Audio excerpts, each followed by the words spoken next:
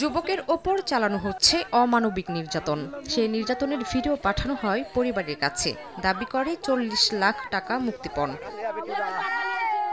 নাটোরের গুরুদাসপুর উপজেলার বিয়াঘাট এলাকার সোহান প্রাং সাগর হোসেন বিদ্যুৎ হোসেন 2 বছর আগে শ্রমিক ভিসায় লিবিয়ায় যান।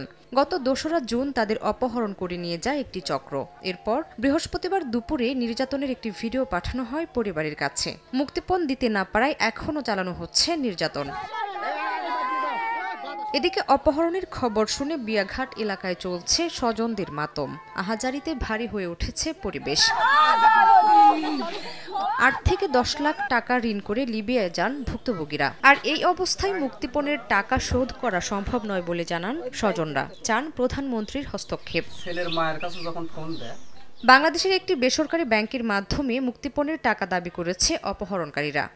নগদে 500 টাকা বা তার বেশি পেমেন্টে পেতে পারেন ঢাকায় জমিসহ 20 কোটি টাকার পুরস্কার। চারটি ছেলেই আছে কাজে, চারটি ছেলে কি আটকাইছে, মারধর করতেছে, খুব মারধর করতেছে।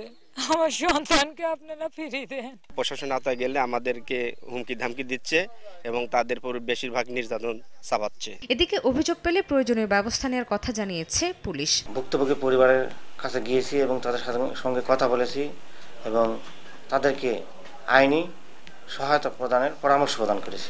অপহরণের শিকার সোহান প্রাং সাগর হোসেন বিদ্যুৎ হোসেন 2 বছর ধরে কর্মরত থাকলেও নাজিম আলী লিবিয়ায় গেছেন 2 মাস আগে। সময় সংবাদ, নাটোর।